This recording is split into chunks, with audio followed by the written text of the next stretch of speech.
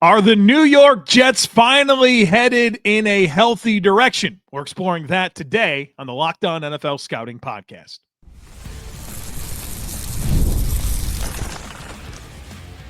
You are Locked On NFL Scouting with the Draft Dudes, your daily podcast for NFL and college football scouting. Part of the Locked On Podcast Network, your team every day. What's better than this? It's guys being dudes here on the Locked On NFL Scouting Podcast. We're the Draft Dudes. I'm Joe Marino from Locked On Bills. He's Kyle Crabbs from Locked On Dolphins.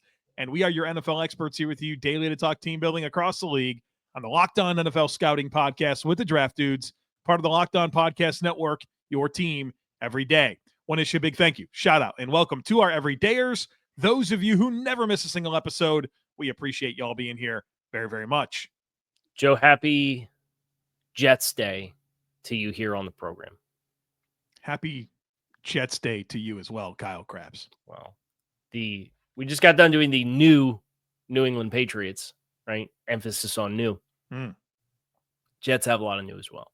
Oh, man. Jets, I think, have less new than the Patriots do, but still a lot of new. So the new in New York is just like it was doing overtime work for New England. The new York Jets here today on the show. And it is AFC East week. We did, like Kyle mentioned, the Patriots yesterday. Today is the Jets. Tomorrow, the Dolphins. We'll close the week with the Bills as we examine all the rosters across the league and we study the players. We study these teams. We put every player into different buckets, those buckets being roster cornerstone, quality starter, rookie, sufficient starter, replacement level, quality depth, non-roster caliber, incomplete evaluation, and practice squad developmental player. Each bucket has a numeric value associated with it. Each position is weighted in terms of importance. And throughout this process, we are assessing every roster in the league so that way we can get to the point where we've put every team through the same methodology. We can stack these things up, rank different components, really have an idea of what to expect from these teams entering the year. So we're going to attack the Jets like we have every team, back seven, trenches, but we start with the offensive skill players. That's right. And it's the Breece Hall, Garrett Wilson show, which should sound familiar. This is not new, a new part of the New York Jets. There's a lot of new around it. Obviously, second-round draft choice Mason Taylor. I'm really excited to see what he does with his opportunity. When you consider Jeremy Ruckert, if it was going to happen, the light bulb probably would have come on by now for him. You bring in Josh Reynolds and Tyler Johnson at wide receiver to go with a fourth-round pick in Aaron Smith, the young player who I liked, and Malachi Corley. Xavier Gibson shown a little bit of some flashes. Alan Lazard is still here. You got a lot of workable pieces, but you really have two center pieces right now that are established players. Garrett Wilson, who, I don't know, he's a cornerstone for me. If you had to put a number on like top blank wide receiver in football, where's Garrett Wilson at for you? This is the Kyle Crabbs special. You've done this inventory in your head on these receivers, so you're always ready for this. Yeah. I would say Garrett Wilson off the cuff as a top 12 receiver in the league. Okay. I had 10. So we're in the same ballpark. He's probably the least quarterback dependent producer at the wide receiver position across the league, right? And I'm not sure Justin Fields elevates that, but at least he's a guy that has a lot of time together from their time at Ohio State. So it was DeAndre Hopkins. Oh yeah, he was. And then it was Terry McLaurin, and now it's Garrett Wilson. I also have a spot for DJ Moore. Like going back to Maryland, to the Carolina Panthers, to Chicago. This guy's that junior year Maryland. Right. Only Big Ten receiver with 1,000 yards. They were down to their third string quarterback, I think, in week 2. I think it was the first quarter of week 2. Yeah. So that's the Mount Rushmore of modern day. Doesn't matter who your quarterback is. Right. We get 1,000 yards. Yep. Hopkins, Wilson, Moore, and who was the other one you just said? Terry McLaurin. McLaurin. There it is. There's your Mount Rushmore. And now those other guys have quarterbacks. Well, right. At least you have DJ in Chicago, where we'll see. We'll see. And then you have Terry with Jaden Daniels, who obviously was electric last year. And yeah. So what do you think of the floor of this group? I think that's where it gets interesting for me is you have two needle moving players, but if teams kind of come into a week and say, well, we want to roll coverage to Garrett Wilson, or we're going to cloud up over top of him. So we're going to play somebody over the top, and then we're going to get physical at the line of scrimmage and sink somebody underneath. And I've heard a lot of attention that direction, and Breece Hall obviously will greatly benefit from the run threat of Justin Fields. But if you load the box and then you roll coverage and it's Josh Reynolds, Alan Lazard, Tyler Johnson, Mason Taylor as a rookie, I think that's where it gets a little bit more difficult to kind of project what the floor is for the Jets offensively if teams are willing to do that and have some personnel that allows that to happen. I think it's pretty low, Kyle. I do. I mean, I think highly of Garrett Wilson. I'm excited about Mason Taylor, but these passing game weapons to me are very underwhelming. I'm not sure there's a meaningful weapon here that's proven in the league outside of Garrett Wilson. I'm excited for Mason Taylor, but I don't think much of Alan Lazard. I think Josh Reynolds is more of a depth player that you'd like as your fourth or fifth receiver. Aaron Smith, super unrefined coming out of Georgia. There's a lot to learn there. He's straight line fast. We know that, but what else is there? And Malachi Corley is a dump and run slot. And how big of a leap can you possibly make? Because it was coming out of Western Kentucky. It's you know he can make plays with the ball in his hands, but the route running question, which I think exists with Arian Smith too. Yeah. So I think there's going to be a lot on this offensive line. There's going to be a lot on Justin Fields and the dual threat nature of his skill set to produce offense. Mm-hmm. And I understand that this team is very young in their transition. Like this wasn't going to be fixed overnight. I think there's some parallels here to what we saw with Houston with a couple of years of like that team just needed a couple of years to onboard talent. I'd say the same thing about Arizona, where kind of coming out of some dark years in terms of personnel mistakes, where you don't have it all figured out this year. And I think that's okay in year one of this new regime.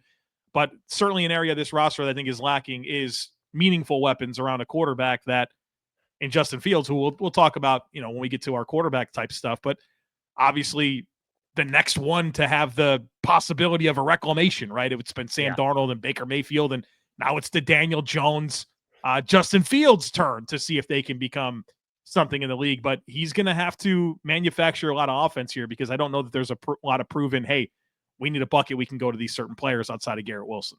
To your point about the Jets and the transition, their 90-man roster is the second youngest roster in football. It's a good spot for it to be. It should be. Yeah. Right. With a year one executive and a year one head coach and brand new install. And this is where you want it to be. And you've given yourself a chance at quarterback, not to get into the quarterback conversation, but you've given yourself a chance to find a solution and do so without having to go through multiple years of struggles and not having answers to then draft one and hope that you can develop them and it works. I know we kind of touched on the running back dynamics, and it feels like there's a lot of hype for Braylon Allen right now in this mix, and maybe not as Davis is a nice player. He is, yeah. So, Jack Rabbits, right? Go Rabbits, yep. Or Go Jacks, whatever it is. Go Jacks, our Jacks. Yeah, our Jacks, always a fan of South Dakota State. But Breece Hall is kind of the name here, and he's entering a contract year, right? Where it's a big deal. There's been a lot of hype for him. Certainly has some big play capability. I don't know that he's been a guy that you can lean on. I don't know that they've been stable around him to be able to get there, but I think this is certainly his best offensive line yet.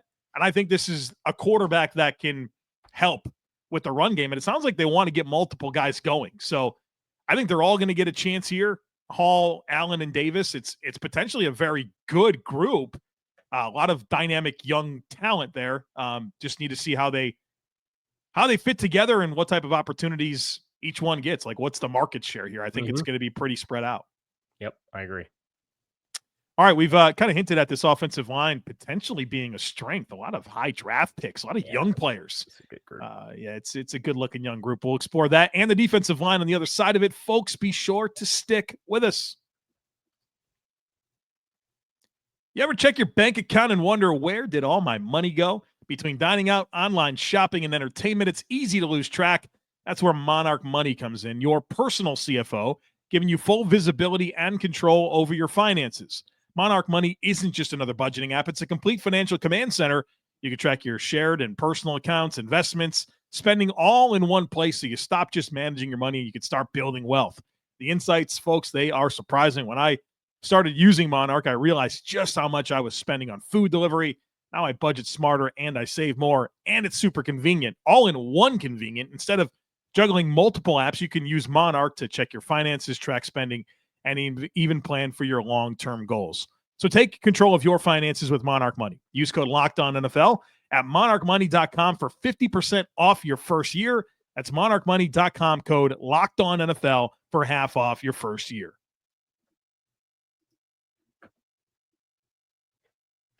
You want me to point to the singular most attractive unit from top to bottom on this roster? It's this offensive line group for me.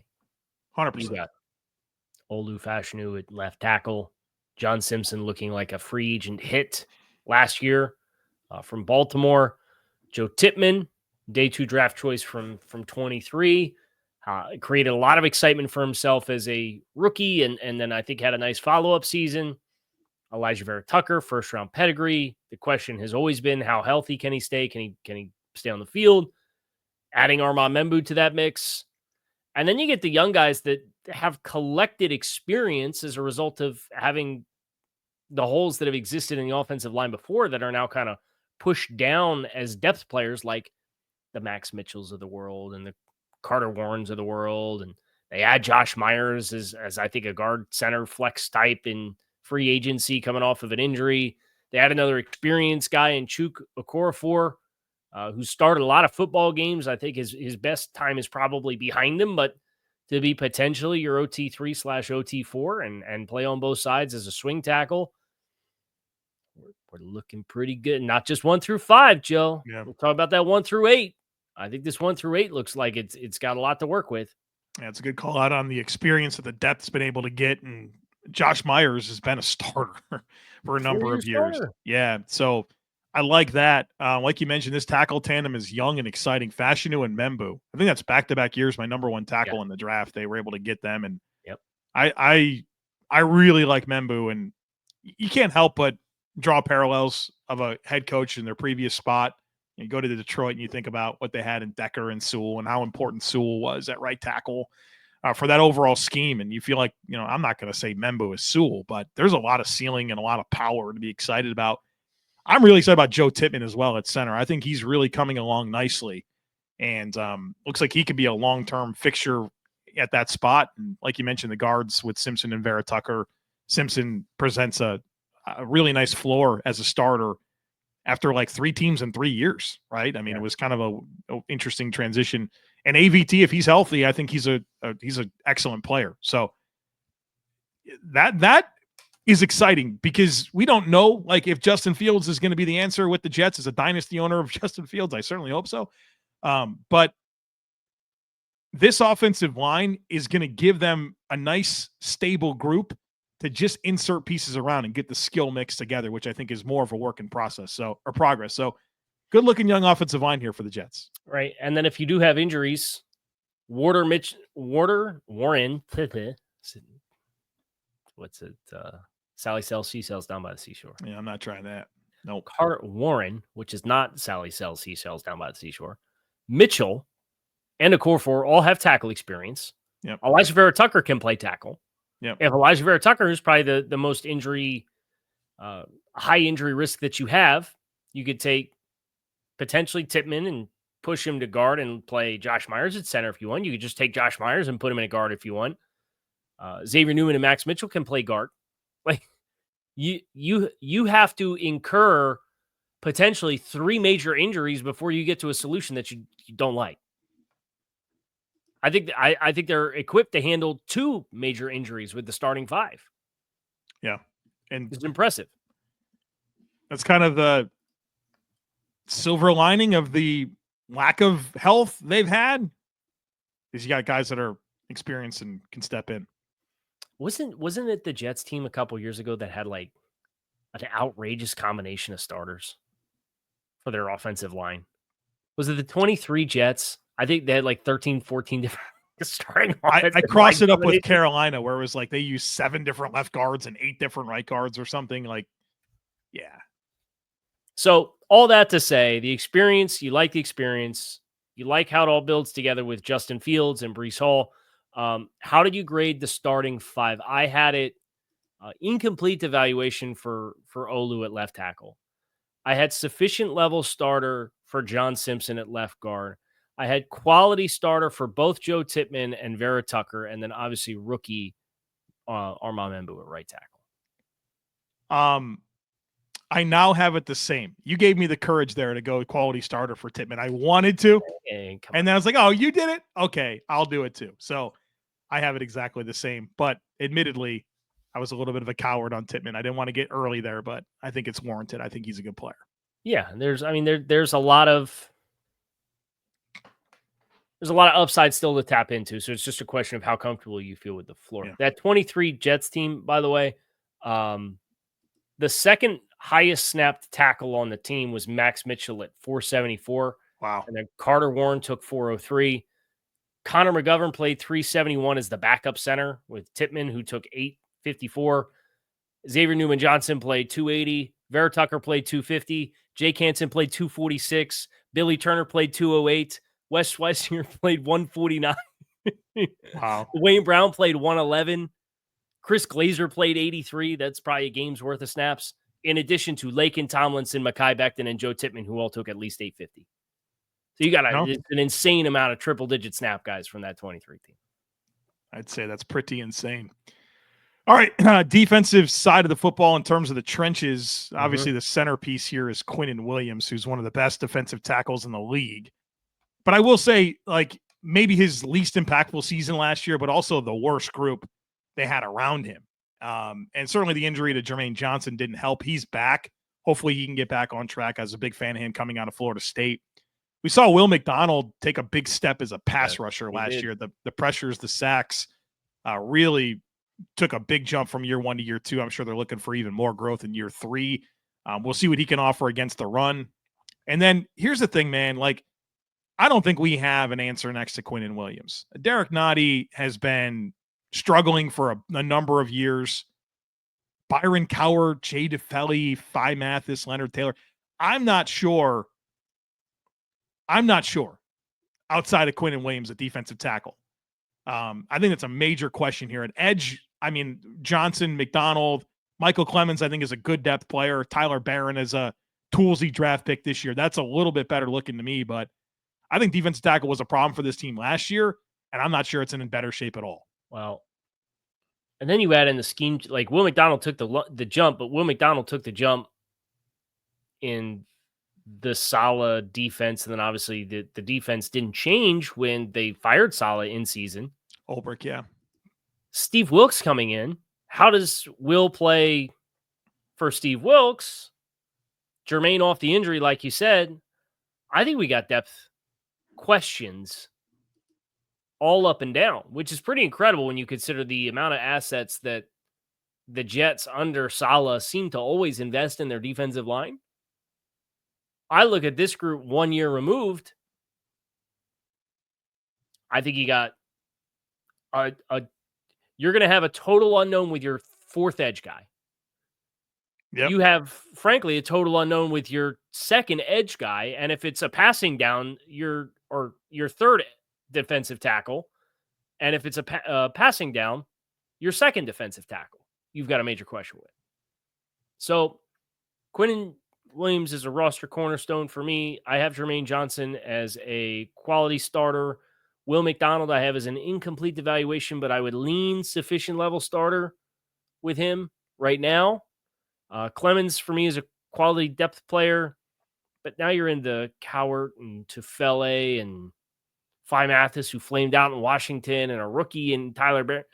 Like, we grade 7 defensive linemen for the scoring of this depth chart. Yeah. We're not going to get a lot of points. Now, you're going to get really strong representation for your top 3 guys. But the back half of the group, I just don't think they're going to get a lot of points for. It's going to be replacement levels and incomplete evaluations. Yeah. I had Johnson as a quality starter, Williams as a cornerstone. McDonald, I put it at least as quality depth because I think from pass rush, I think he can help. We'll see what the overall picture there is. Clemens is quality depth, but Nottie, Cowart, Tufele, Mathis, those are replacement level players to me. So we'll see how it comes together. And again, we talked about it already. Not all the boxes are checked in year one. And I think this is another area of this roster that has some concerns. All right, I'm excited to explore the back seven on defense with Kyle here, because is this going to be more Steve Wilks? Is this going to be more Aaron Glenn? How does this all work together? We'll explore that here in just a moment, so be sure to stick with us.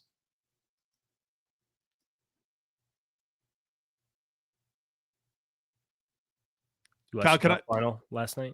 I monitor the score, the Vamos Gatos, the Stanley Cup stays in the United States. Yeah, back to back, right? Back to back, yeah. From Sabres legend Sam Reiner. What, he scored 17 goals last night? Pretty sure it was pretty close. Yeah. I think it was actually just 4. But... Was it just 4? Okay, cool. Yeah, that's awesome. It's 4 more playoff goals than I think the Buffalo Sabres have scored in the last 20 years. So yeah, hat tip to the Panthers. Back to back, man. Back to back. Hockey. What was your question? My question is out of break. Yeah, I wanted to beat you to the punch here talking about the Jets back seven. Because last year, the Detroit Lions, Aaron Glenn, the defensive coordinator, they ran base defense. 44% of snaps, Kyle.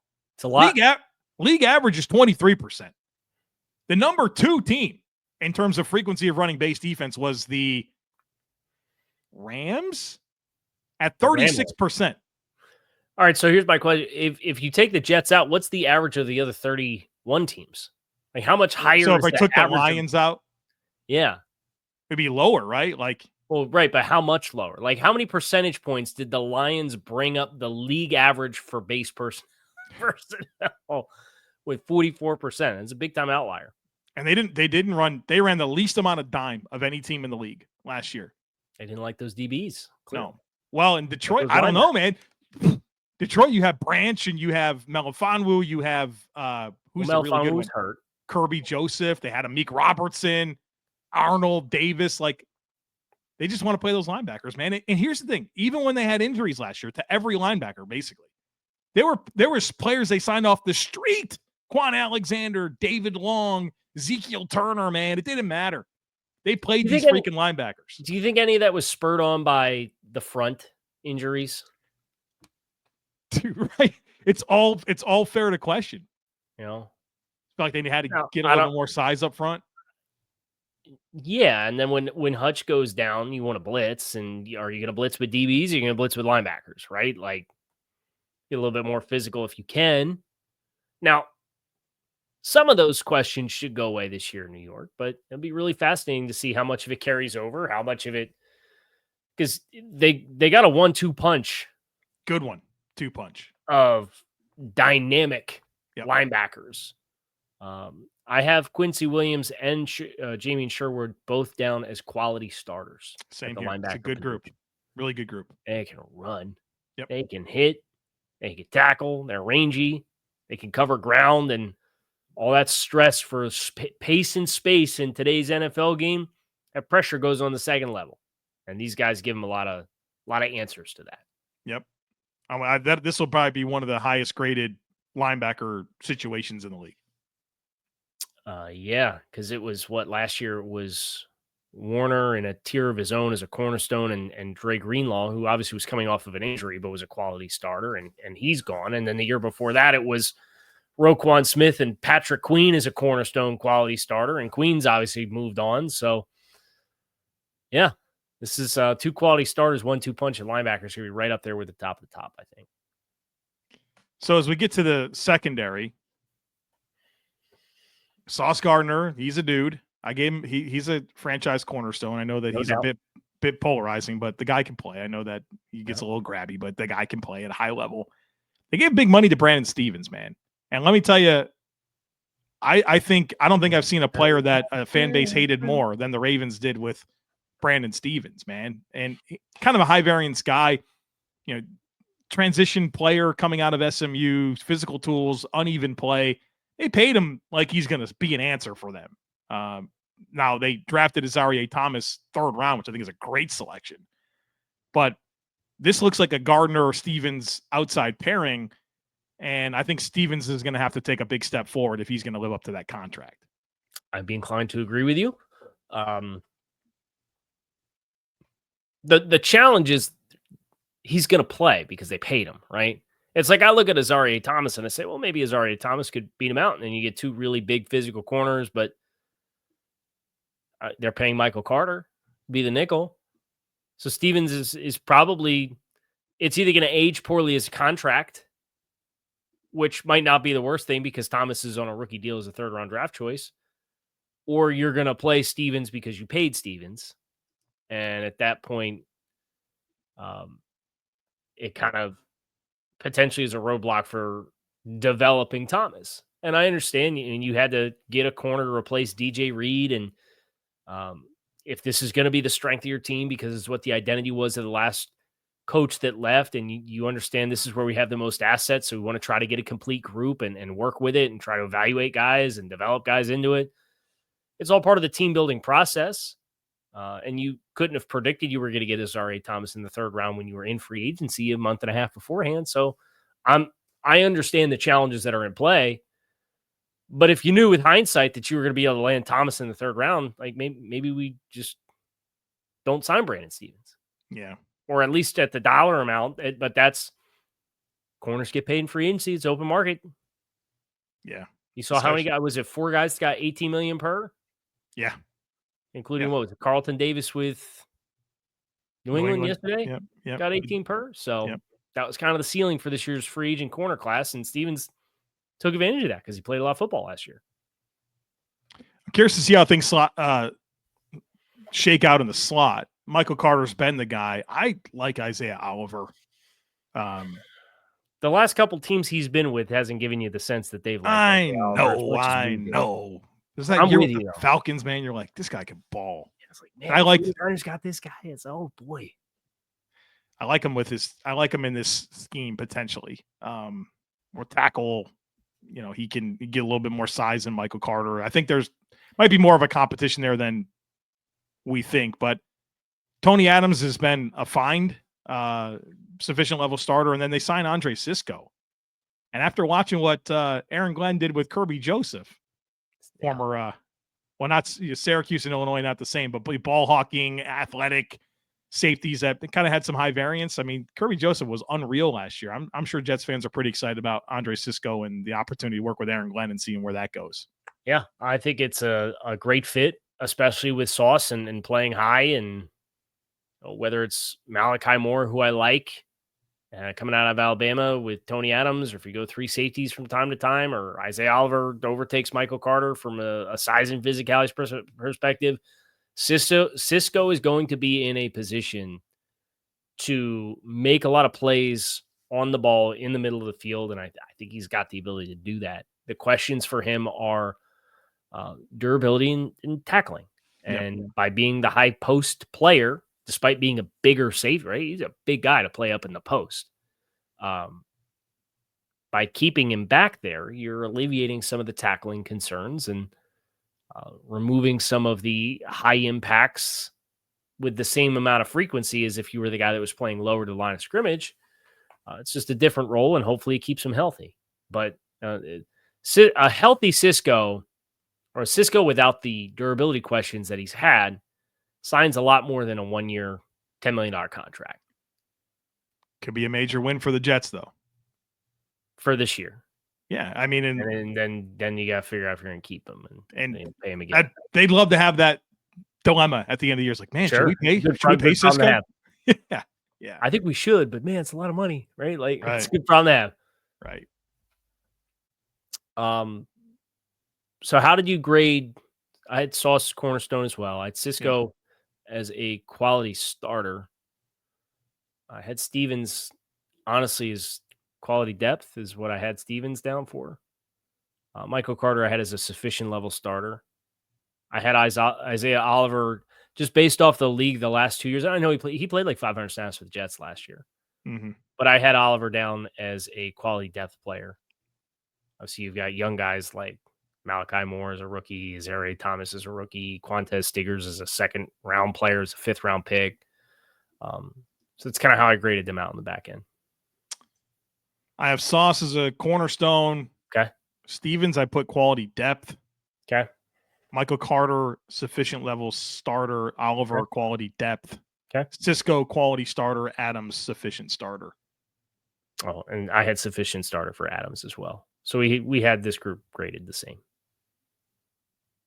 So what do you think? Got a new punter this year. No Thomas Morstead.